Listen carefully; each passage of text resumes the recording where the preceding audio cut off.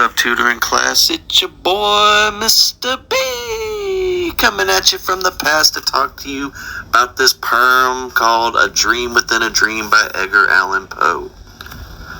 Let's begin by taking a look at the structure of the poem.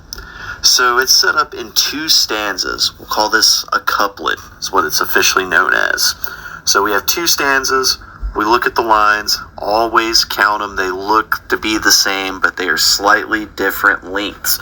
So two stanzas, different lengths, and if we look at the rhyme scheme, we can see that the rhyme scheme is a little bit different throughout the poem. It's not consistent. So the first three lines rhyme brow, now, avow, and then after that in the first stanza, each two subsequent lines rhyme. So deem, dream, away, day, so on and so forth.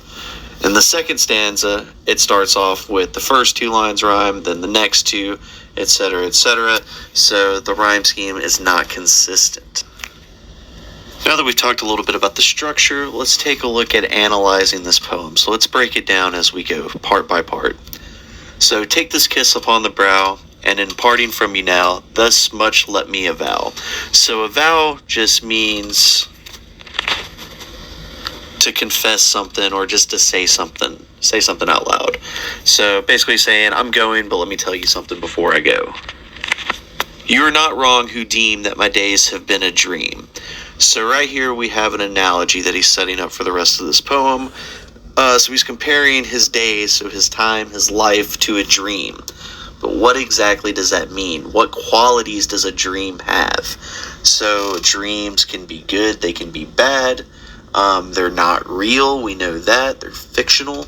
And they happen when you're asleep. Those are the basic qualities of a dream. So as we go, let's try to parse out what he's saying. What is he saying by making this comparison? Next we have, yet if hope has flown away in a night or in a day, in a vision or in none, is it therefore the less gone? So what is he saying here? He's saying hope has gone away, and then he lists a whole bunch of different reasons or different ways that it has gone. So all that's important is hope has gone. So he's telling us here that he's lost hope. And then at the end it says, all that we see or seem is but a dream within a dream. So going back to talk about what is he talking about in this analogy, it seems to be pretty negative so far, talking about losing hope. And as we go through this, pay attention to the italicized or the emphasized language that he's going to be using.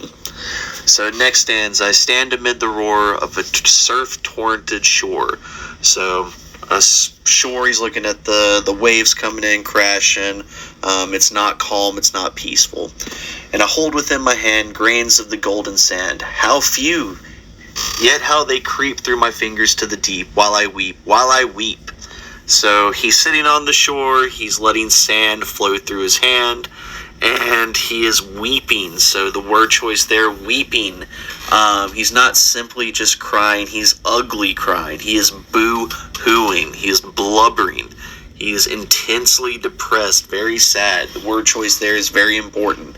And the fact that he repeated it and put an exclamation point, he's really emphasizing that. And then when he's talking about letting the sand run through his hand, this is a direct reference to the sands of an hourglass. So he's talking about how long he has left to live. He's thinking about death. Next line we have is, oh God, can I not grasp them with a tighter clasp? Oh God, can I not save one from the pitiless wave? Is all that we see or seem but a dream within a dream? So the whole oh God repetition there, can I not grasp them even tighter? So can I not slow down time? Can I not extend my time here on this earth? It's going so fast is what he's saying. And then is all that we see or seem but a dream within a dream?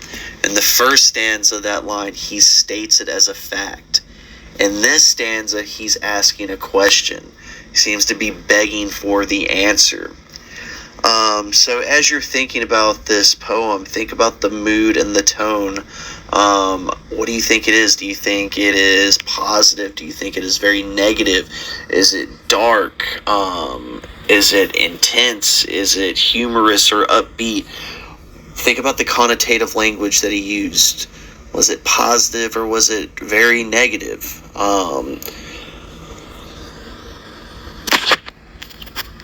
What do you think the speaker's outlook is on life at this point in time when he's writing this poem? How does he seem to view that topic? The whole is all that we see or seem but a dream within a dream. It seems to me the whole the analogy about comparing life to a dream, as he doesn't think that anything seems real. Everything seems fake. It seems pointless to him. So he is in a deep depressive state. So think about this analysis while you answer the questions on your assessment. Thank you. Bye.